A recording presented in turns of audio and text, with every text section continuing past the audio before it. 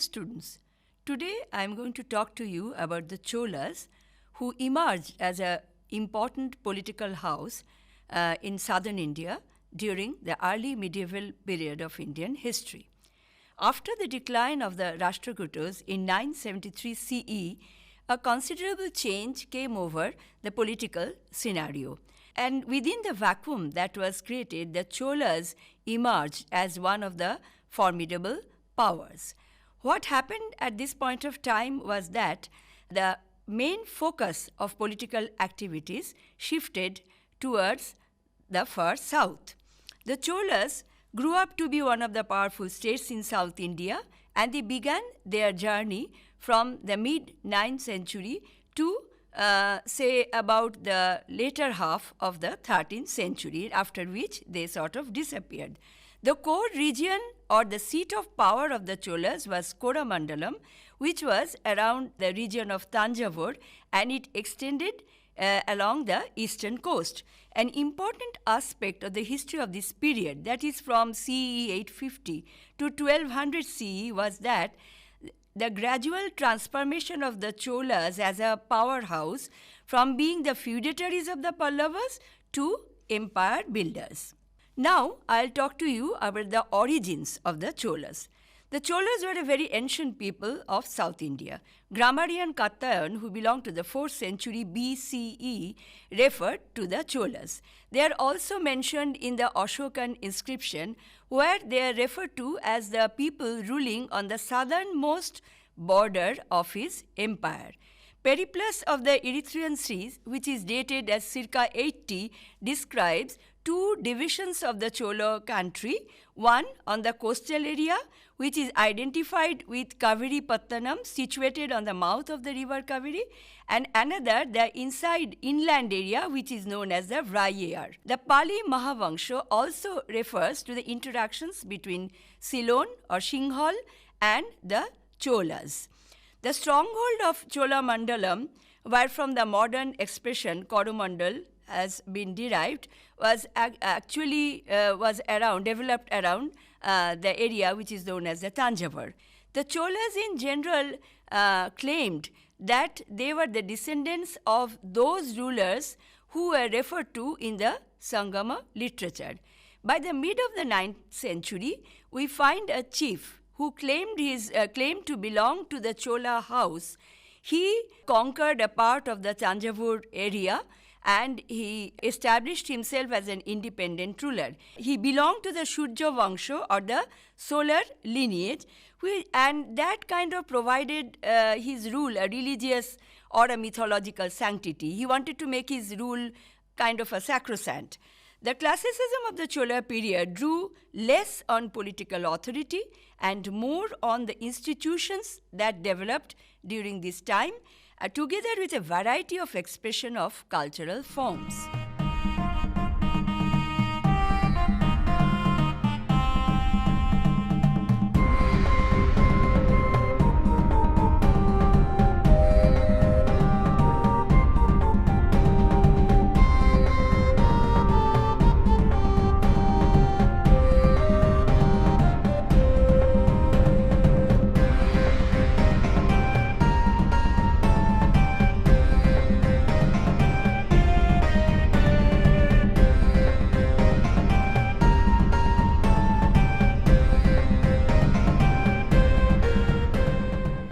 Now I'll come to the development of the Chola Empire. The Cholas were continuously at war either with the Rashtrakutas and later on with their successors, the Chalukyas, and their feudatories. The height of Chola imperialism can be pinpointed around 10th and 11th centuries, when their armies brought entire southern India under their control. They crossed the Ganges, progressed up to South Asian empire of Srivijaya. To reach this height, however, the Cholas had to maintain an extremely aggressive policy, which led to continuous warfare. Coming to the Chola lineage, I would first refer to the king Vijayalaya, CE 850 to 870 CE. He started his career as a feudatory of the Pallavas. Vijayalaya next laid the foundations of the Chola Empire, taking advantage of the strife between the Pandyas and the Pallavas. He established his power in the area around Irayur, captured Tanjavur, and extended his kingdom along the lower Kaveri river. This was the nuclear point of the Chola power. Vijayalaya was succeeded by Aditya I, CE 871 to 907 CE.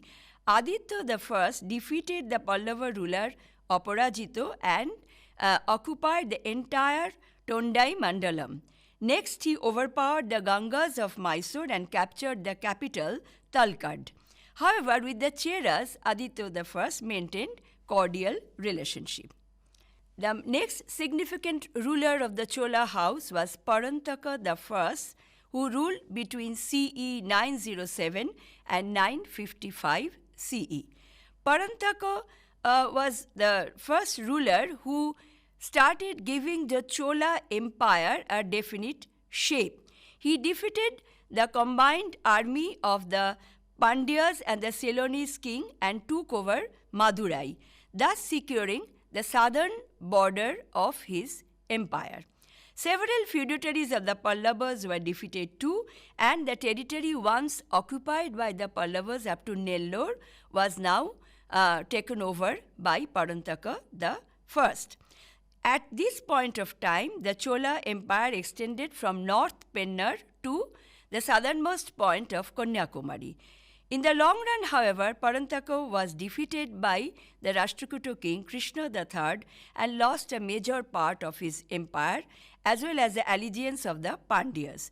The following 30 years, that is, between CE 955 and 985 CE, the Chola kingdom witnessed major confusion and disorder with a succession of weak rulers who just managed to maintain their existence. Next, we come to one of the first grand monarch of the Chola house, who was Raja Chola I.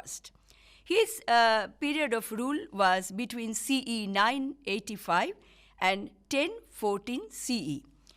A rather small kingdom recovering from the after effects of the Rashtrakuta aggression, this gradually metamorphosed into the formative period of Chola expansionism since 985 CE.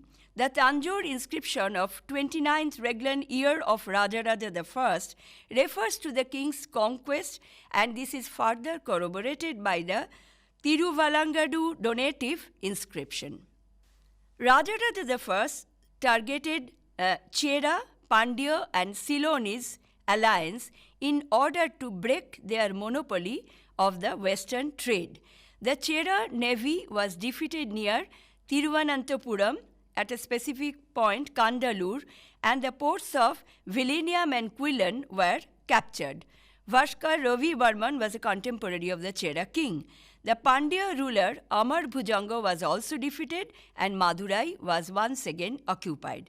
Since the Cholas were well aware of the emergence of the Arabs as powerful trading community in the Southeast Asian trade, they also tried to bring the Malabar region under their control. Maldives was attacked by Rajaraja I using his naval force, and a major part of it was annexed to his empire. Maldives Island was targeted in order to get a control over the east-west maritime trade in the Indian Ocean. To profit from the trade, Rajaraja I also sent envoys to the Chinese court. The Arabs were by this time well established as a trading community in the western coast of India. The Cholas could not do much to overpower them, but on the other side, they caused havoc in Singhal or Ceylon, annexing the northern part of the country. The decline of the Rashtrakutas again weakened their feudatories like the Nolambas in North Mysore and the Gangas in southern Mysore. Between 990 and 991 CE, Nolamba Padi, Gangavadi, and Tadagaipadi were occupied. Thus, Raja I, the grand monarch, kept on increasing the area of his empire.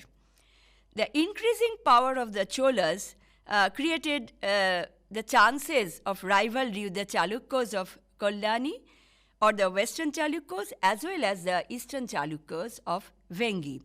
Rajaraja I went up to the Bijapur district, ransacked the Mannakheta through his conquest.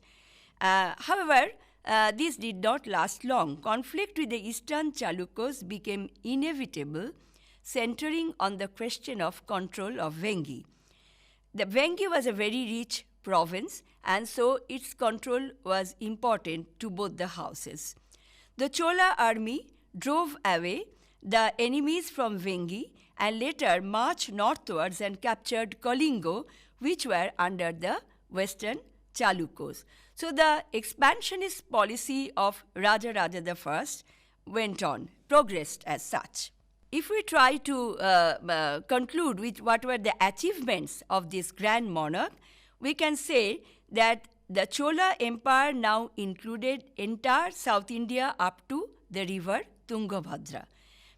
Besides, there were the Maldives Island, Ceylon, and Andhra Desha, who became feudatories. His massive achievements were reflected in such titles as Mummadi Cholas or the three-time Cholas or Martando and similar such titles.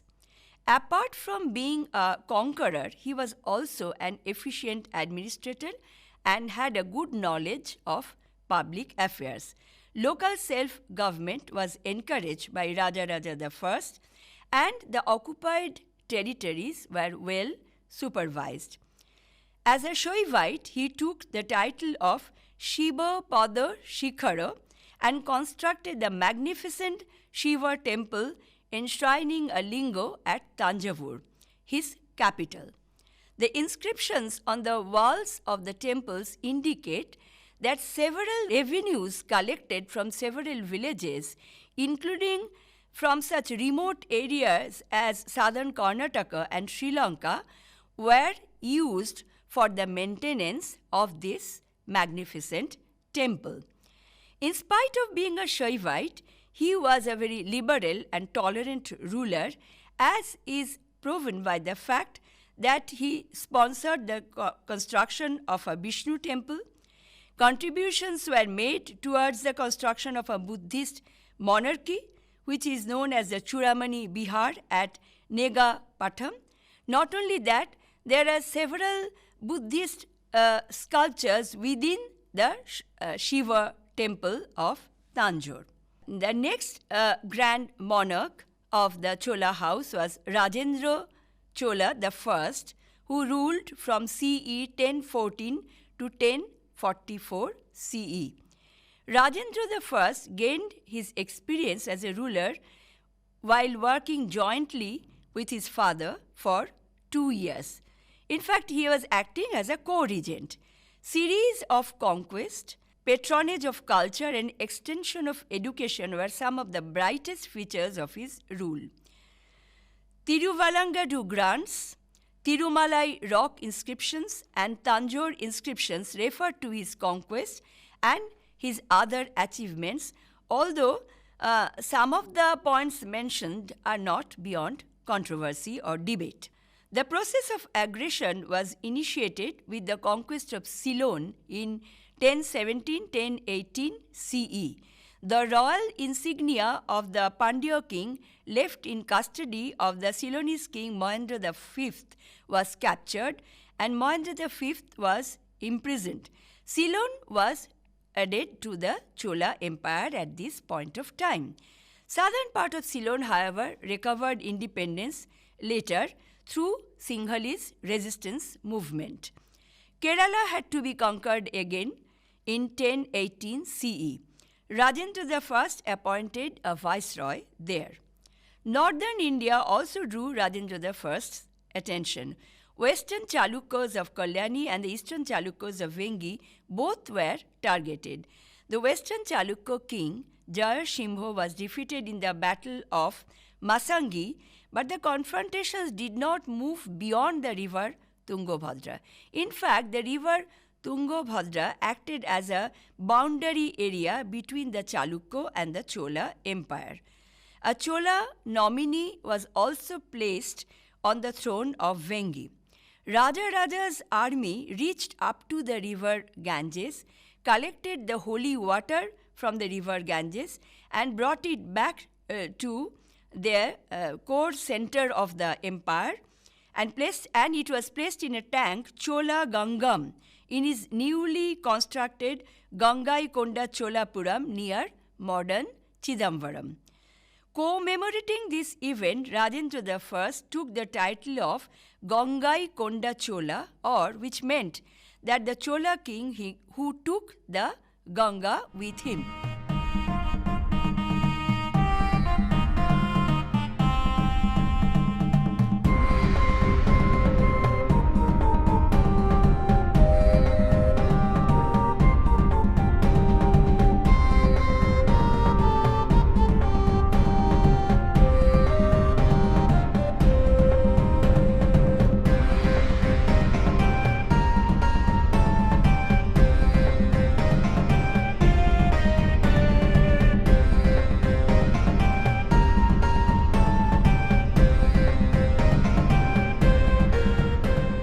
Rajendra I made his permanent mark by designing a very spectacular overseas campaign plan of the Southeast Asian kingdom of Sri Vijaya in CE 1025.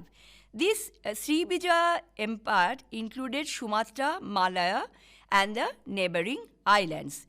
Two main centers of this kingdom was Sri Vijaya in Sumatra and Kadarma in Malaya.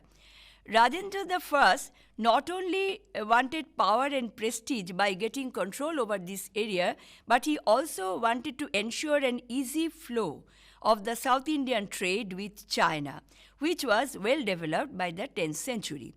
Sri Vijaya Empire commanded the sea routes used by the Indian merchants.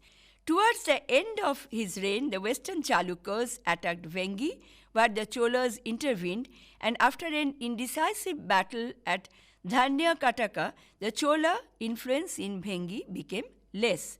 Under Rajendra I, the Chola Empire reached height of glory and power. This is further reflected by the titles that Rajendra I adopted, like Gangaikonda Chola, Mudikonda, Kadaranganda, and each of these titles indicate his territorial gains. He was the architect of a new capital, Gangaikonda Cholapuram, where that grand temple was conducted. A Vedic college for 340 students were established, and this tradition was followed by his successors too. Between CE 1044 and CE 1052, we can note the decline of the Chola Empire. Rajendra I was succeeded by Rajadhiraja Chola. Rajadhiraja Chola initially had to crush a rebellion in Ceylon in order to maintain the integrity of the Chola Empire. Struggle with the Chalukyas of Kollani revived for the control of Vengi. Contemporary Chalukya king Trailakya Malla, Ava Malla, Someshwara I was ultimately defeated. The Chalukyas were overpowered a number of times. Ultimately, a fierce battle was fought on the banks of the river Krishna, in which Rajadhiraja Chola died on the battlefield, and his younger brother Rajendra II was coronated on the battlefield itself. Rajendra II came to power in 1052 CE, and he already had some experience of administration and of running the empire, as he worked as a co-regent with his elder brother, and he pushed on the war and ultimately won the war too. However, in spite of that, as I have already mentioned, the conflict with the Chalukyas continued. Vengi continued to be a source of friction between these houses, as I have said, and it did not end. For the successors of Rajendra II, this story of friction was nothing new. Finally, I would come to the last important ruler of the Chola house, whose name is Kolutunga the First. He took the title of Shungam Tavirta, which meant the abolisher of the tolls. Under him, the Chola Empire started to disintegrate and its size was reduced considerably. Kulutunga I was originally an Eastern Chalukya king with the name of Rajendra II, taking his name from the important king of the Chola house. He ascended the Chola throne through a marriage alliance and took the name of Kolutunga I in CE 1070. Hermann Kulke, in his recent researches, has indicated that Kolutunga at the same tried to maintain his Chalukya identity, as well as he wanted to take the advantage of his marriage alliance by moving into the seat of power of the Chola house. He took the title of Chalukhara Rayana and simultaneously used religion and associated his name with the sacred centers of the Chola heartland like Chidambaram. However, the chances of Vengi being joined with the Chola Empire were lost. Chola ascendancy was steadily losing ground by the third quarter of the 12th century. Growing trouble from the feudatories, the weakening of the central powers, the coming up of independent principalities due to the weakness of both the Chalukyas and the Chola royal houses, several internal crises, constant warfare, which definitely caused a drainage of economic resources, the amount of effort that had to be given to keep the overseas empire under control. All this started taking its toll, and these were some of the basic causes which led to the downfall of the Chola dynasty. The rise of the Kakatiyas in the north and the Hoysalas in the south damaged the border provinces of the Chola Empire.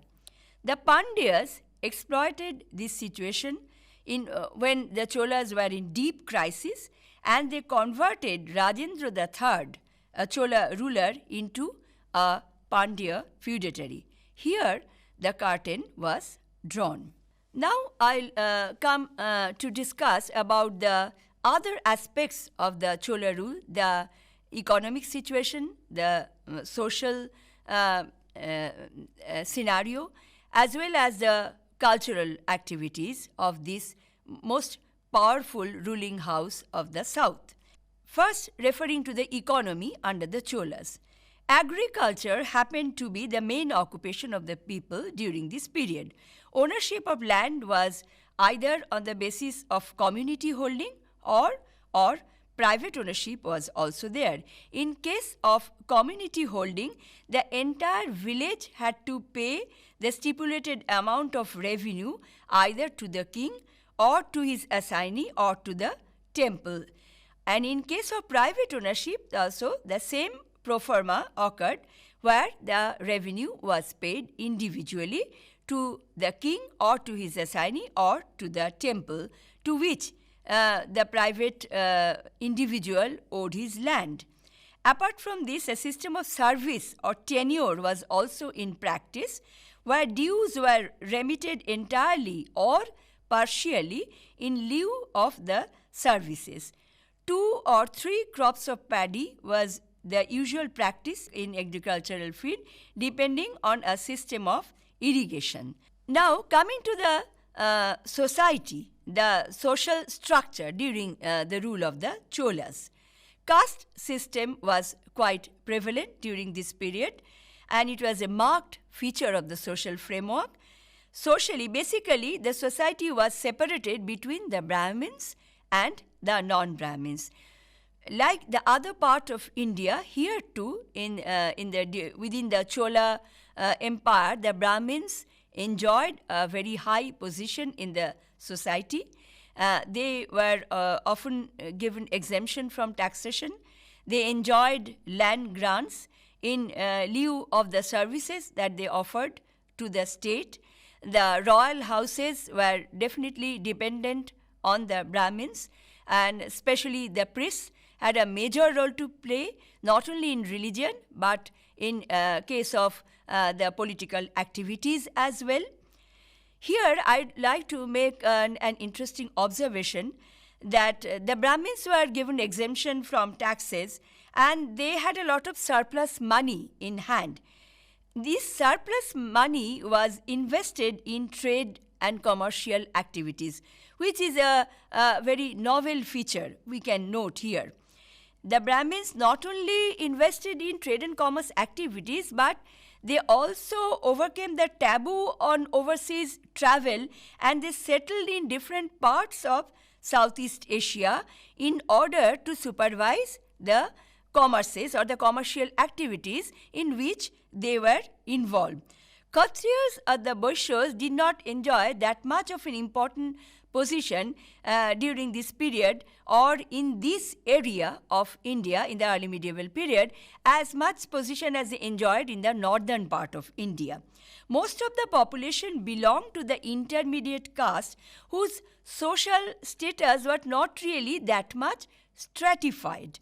Court workers like the weavers of Kanchipuram who supplied textiles to the royal house or the copper engravers and similar artisans were in general given exemption from several taxes and their caste status had nothing to do with it.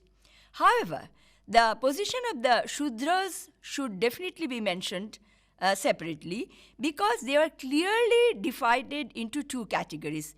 Category 1, the clean and the unpolluted Shudras. Category 2, the unclean or the polluted Shudras who were debarred from entering the temples. Art and culture was another important aspect of the Chola Empire, and the main thing that we find during this period is that temple-centric architectural activities, temple-centric art also developed during this time, and the temples they developed not only as the cultural centers but also as socio-economic centers too. Larger temples with more grandeur were built by the kings, in most of the cases commemorating some of their victories. Such temples were located mainly in the capital cities.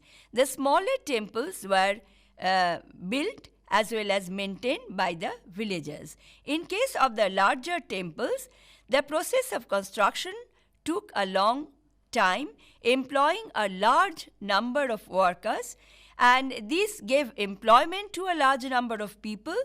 And not only that, the economic prosperity of the area in which the temple was constructed also developed with time. Temples also acted as bankers and money lenders and thus accumulated lots of wealth over the years.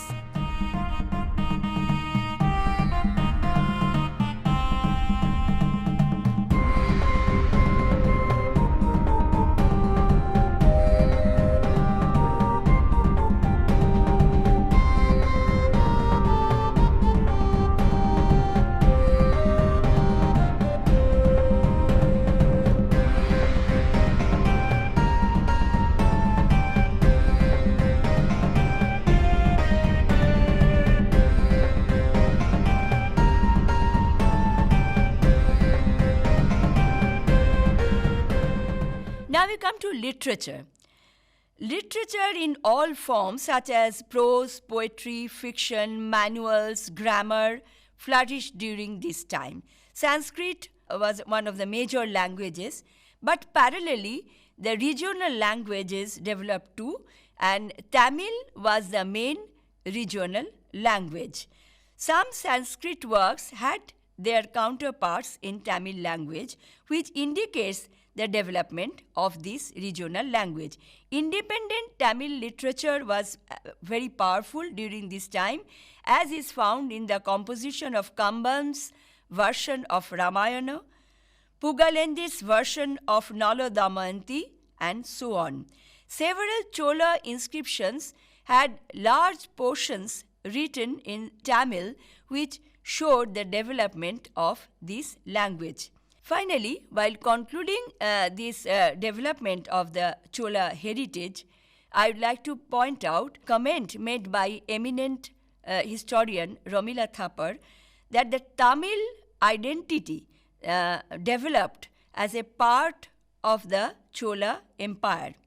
The Cholas in general exercised an aggressive internal as well as foreign policy in order to establish their power and to retain and withhold such power, leading to constant friction and constant warfare.